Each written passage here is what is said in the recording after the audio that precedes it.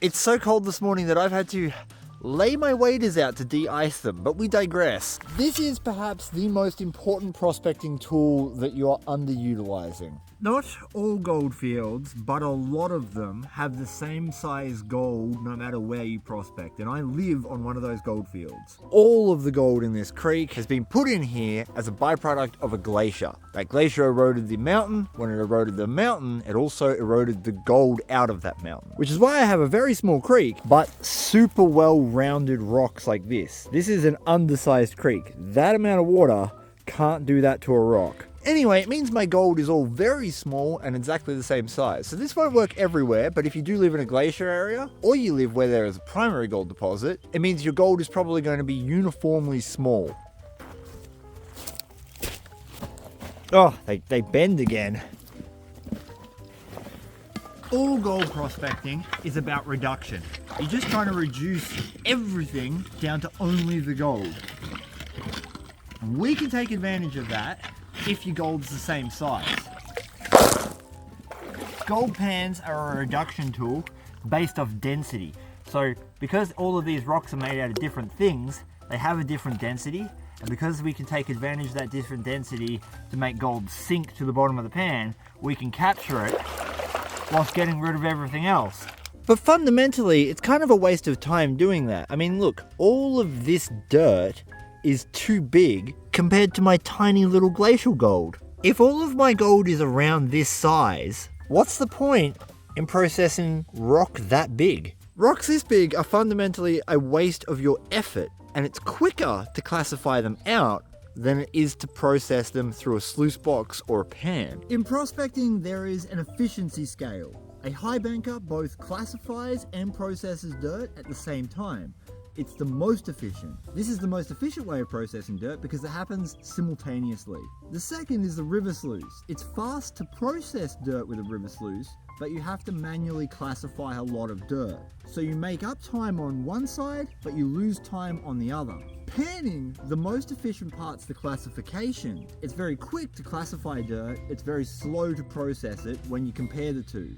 So why would I spend most of my time processing when I could simply spend most of my time classifying down to the same size as my gold? I've bought out an 8-mesh classifier. I could definitely classify harder than this, and I was going to do that. But we all seem to have one of these classifiers kicking around in our shed. I know I have like 10 of them, and they rarely get used. So let me show you the power of these classifiers so you can blow the dust off yours. I've been doing some testing along this edge. I'm getting a really reasonable spec count. I'm going to classify down one 20-litre bucket worth of 8-mesh dirt. This is about an 85% reduction. That means I'm going to have a bucket full of dirt that's going to mostly consist of the black sand and the gold instead of the rock. Essentially hyperconcentrating my dirt to be the best possible pay dirt. I'm basically choosing to do more of the fast part, classifying, instead of the slow part, panning. There are better bucket classifying setups that would make this even quicker. We're not worried about the semantics about this. We can always improve on these little ideas. I just want to show you the concept, so stick with me.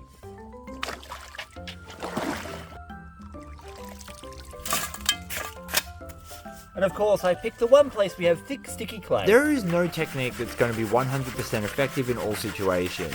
This idea could be improved with a bucket classifier, and ideally running in gravels, not clay.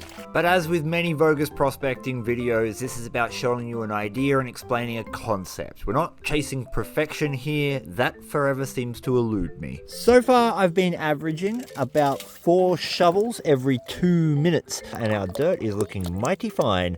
In this section here, there's good gold, but there's also a lot of clay. No matter what system you use, you're going to run into problems when you hit clay. My efficiency is going down because it's taking me a little bit longer to break the clay up, but it's also going down because I'm getting more of that clay through the sieve into the bucket. Remember, it's about reduction. A lot of that clay is not going to have any gold in it. This method really is for spots that has a lot of gravel.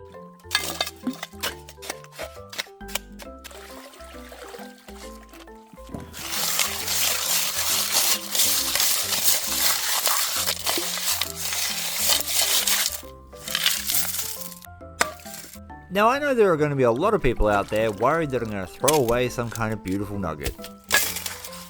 And sure, the reality is, if I was in somewhere like Bendigo or Ballarat, the chances of me throwing away a large piece of gold that wouldn't fit through an 8 mesh classifier would be really high. Again, this technique suits gold areas that have very fine gold. I think we've got our bucket relatively full, all classified down to 8 mesh. This is going to be some premium pay dirt. Probably not as concentrated as I wanted it because of the clay, but it still should be pretty decent gold. We basically got rid of about a bucket's worth of oversized material. So all of this we know has absolutely no gold in it, and therefore if we get rid of it, we've doubled the amount of pay dirt in our bucket. Essentially that means every single pan I do is the equivalent of doing 2 raw pans. I am really curious to see how much gold we get in one pan. I mean, it's not the world's richest spot, but it also wasn't the worst. Because the clay was so fine and silty, it only roughly doubled each pan. I've used this technique in primary gravel deposits and off the bedrock. In those circumstances, I'm averaging a 4:1 ratio. In that case, each individual pan is the equivalent of doing 4 pans. Oh, the fruits of our labours are coming out on the edge. We had about 10 or 15 specks in the other pan, so if we got 30 or so, that would make our maths correct. Depends if the pay dirt... Oh, we got way more than 30. Look at that. That right there is what I'm talking about. Simple classification saved us time, and it concentrated our pay dirt to make it much richer. And I reckon we're going to get a lot more gold by the end of today's little session. Again, this would work a lot better if I was processing gravels, not clay, because you would reduce the amount of pay dirt in your bucket even more, amplifying the effect. One of my amazing subscribers came into the shop the other day and gave me this. Look at that. Now that is a snuffer bottle. Thank you so much for coming in and dropping that off. But before that, if you do want to grab some pay dirt that's mined on creeks just like this one here in the northeast of Victoria, you can pan for some gold in your underwear on your couch by visiting theoldmoldy.com.au. With our gold take going from 10 specks to well over 30, it was time to process the rest of the bucket. I figured we could get this in 3, maybe 4 pans.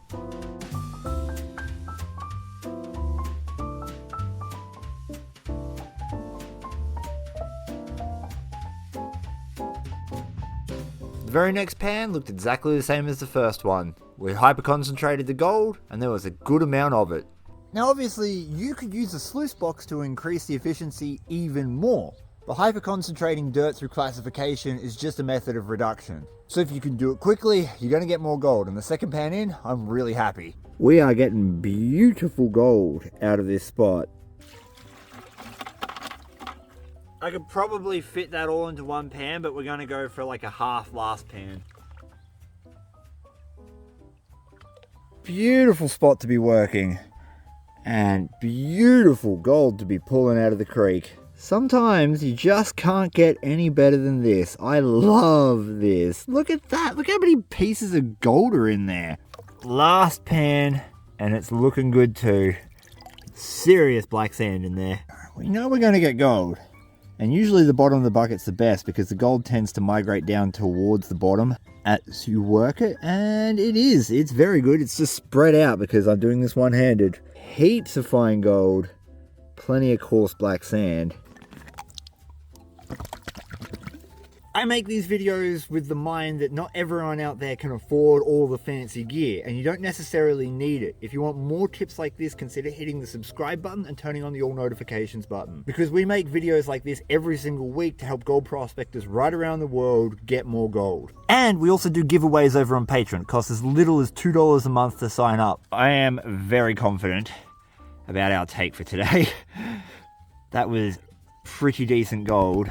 Straight away. Look at that. We turned average dirt without a high banker or a river sluice, and in less than an hour managed to recover all of that using a bucket and a tight mesh classifier. This won't work everywhere, but if you've got nuggety gold, it doesn't really matter. But if you've got fine gold, this trick could make all of the difference. So break out that small mesh classifier, guys. It's well worth it.